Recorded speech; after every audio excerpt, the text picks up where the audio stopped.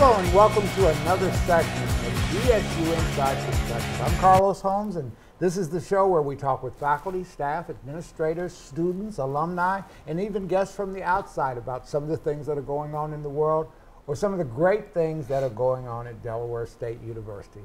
Today I have retiring Associate Provost, Dr. Bradley Skelcher, who is retiring from Delaware State University after 27 years of service at this institution. Dr. Skelcher, thank you for being on my show today. You're very welcome. Why are you leaving us? I originally planned to retire last January 1st, and because we didn't have a provost in place, Dr. Williams asked me to stay on, and I said, absolutely, whatever you need. And we have a new provost. And, Dr. Tony Allen. And so that was my cue that I could retire. And go and enjoy life. Now, you have been a professor of history and political science. History. History? Just history. Okay. And actually, you got your PhD in historical studies in 1990, right? From Yes. Southern Illinois University. Yep. At Carbondale. At Carbondale, okay. Very shortly afterwards, you came to DSU. How did you end up at DSU? I came here, well, I originally came here for an interview. I believe it was sometime in May or June. And I flew in to Philadelphia, and I like to pick up a newspaper where I'm going, and I picked up a news journal and saw that there was a Clifford Brown Jazz Festival, and Percy Faith was the lead act. I said, well, that's positive. Got that going. You've always been a jazz fan? Oh yeah, yeah. Gato Barbiera. I mean, you know. Okay. I love jazz, and especially with a little Latin flavor to it.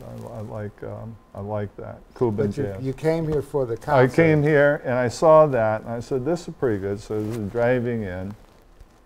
I got here, and during the interview, it became clear that there was a Main Street pilot project going on for the state.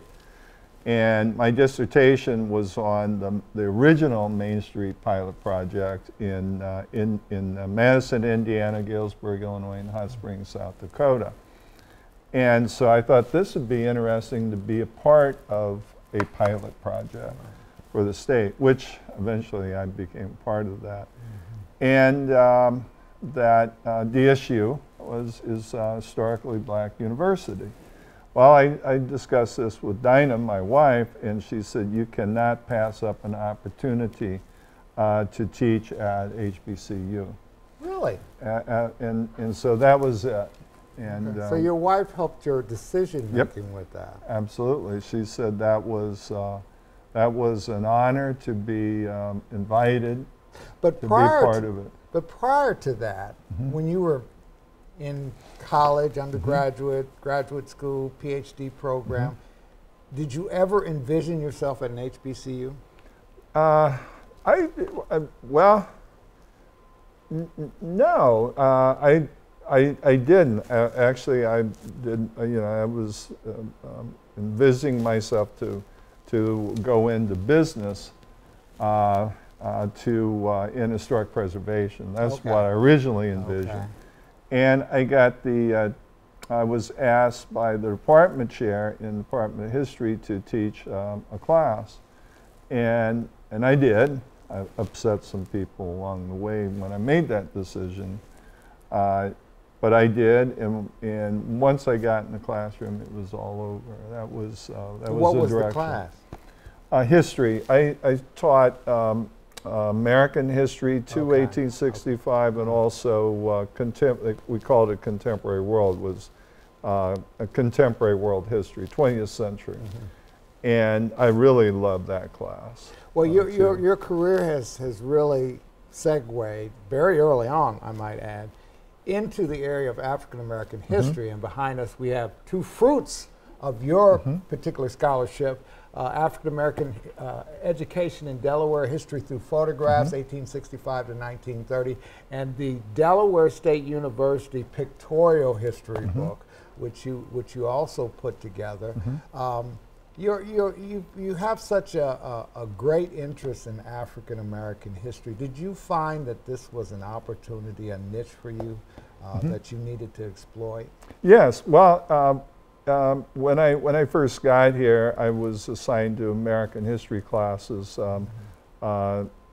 Miss Jean Smith taught all the African American history classes, and as she was retiring, I wanted to teach African American history. I had an interest in African history and African American history from college, and I was so I wanted to do that, and because there was a need, and also I was asked to establish the first historic preservation. I mean, the first graduate program in liberal arts, which I established the graduate program in historic preservation, focusing on historic resources related to African American experience in Delaware. Now, you wrote this African American Education in Delaware book. Yeah.